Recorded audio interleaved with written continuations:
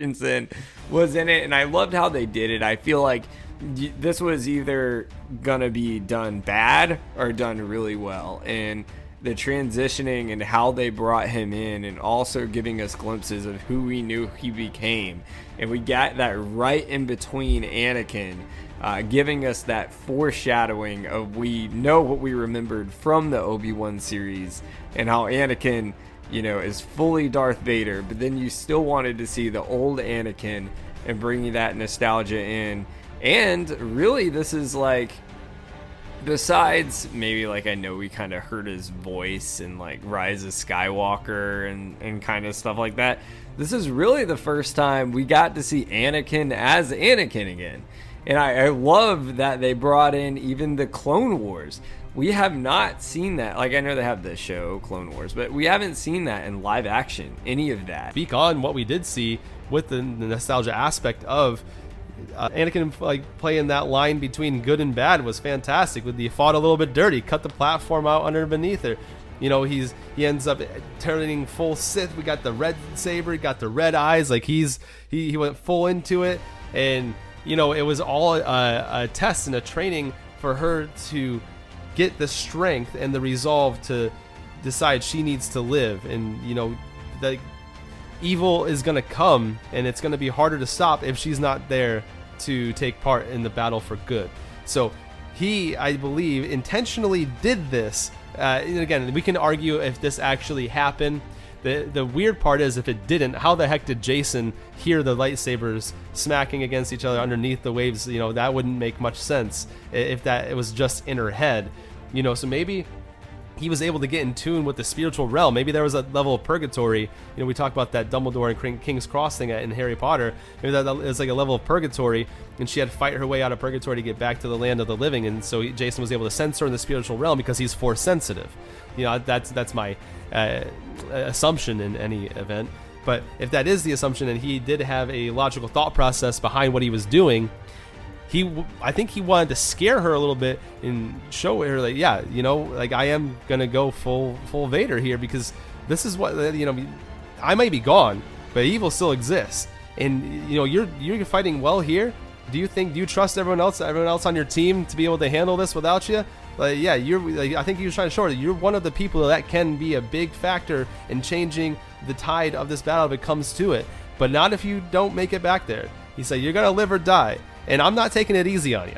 Like, I'm legit gonna try to take you out. And you saw him like nonstop, like slashing down at her using like techniques and his maneuvers, and you got to see that he trained her very well. She was well versed in his movements. They had sparred enough to where she even ended up getting the upper hand and ended up kicking him in the face. And that's when he's like, well, I haven't taught you everything. I kept it clean, but now let's go a little dirty. Just again, like I said, full evil. Got the full red saber, the full red eyes. She's not sure what the hell to think. She had to make the choice. Am I gonna fight to survive? Or dude, am I gonna let my former master kill me here in this spiritual realm? Like, I don't know what's gonna happen. Am I actually gonna die? Is that, so like, I only have one option. He basically, swim, baby, let's go. What are you gonna do?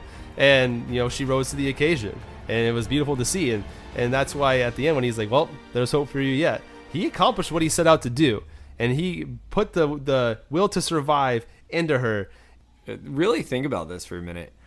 You mentioned like that level of purgatory, and he kept saying live or die. If you really think of that and really take it almost from like a literal perspective, which most people probably wouldn't, but say you really dive in deep into that statement and how we're saying, what's his name? Jason, the little kid, could hear the lightsabers. Say they were stuck in purgatory, and she had fallen off that cliff. If he had beat her, say she does actually die, but she beats him and actually lives. Like, Hera's son Jason, where do we think he goes from here? Is he gonna end up becoming a Jedi apprentice? Because he's obviously got Force capabilities, and he actually seems pretty in tune with them for his age. He's able to hear these things. We saw talking about the sequels. We saw Rey struggle with all this stuff. We saw how hard it was for Grogu to start mastering any level of the Force. This kid doesn't really have any formal training. His dad was Canon Jarrus, who's been long dead.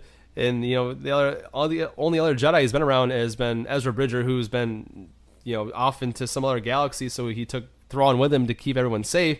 So he's kind of developed these. It almost reminds me in Dragon Ball Z. Remember when like Goten and young Trunks were like out of nowhere went Super Saiyan? They just figured out how to do it on their own. Where Goku, he had to get to the very brink of his power to saw Krillin die. He saw his best friend get killed by Frieza in front of him, and that flipped the switch to, okay, now I've got to hit this next level. Where same thing with Vegeta, he thought it was all lost and broken, and he hit that next level. Where these kids, they're just kind of messing around. They're like, whoa, this is kind of cool, and it just happened for him. So like it's almost like him. I guess he's gonna be like this prodigy. He has a level of mastery over the Force that people his age just don't have, especially with no formal training. So I guess my question to you is what is the future going to be like for Jason? Is he going to be the next big Jedi? Where do you think he goes from here in his character arc? It kind of makes you think of almost like in episode 1 when Qui-Gon Jinn noticed the metachlorian count of Anakin, and he was just like a pod racer at the time.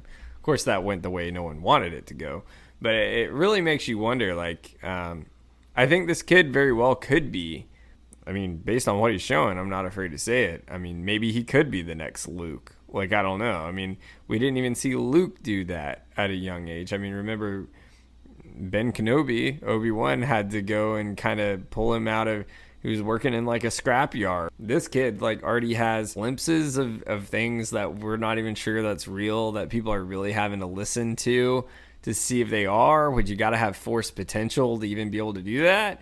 So he very well could be. I think that'd be awesome. I mean, say years in the future, right? Like maybe that's like the next. I mean, I just don't see anyone in this series that has the respectability to train someone like that that's already seeing signs of that. I mean, everyone freaks out over the child, Grogu, because of the species he is, probably because, Luke, we know who trained Luke besides Ben Kenobi, right?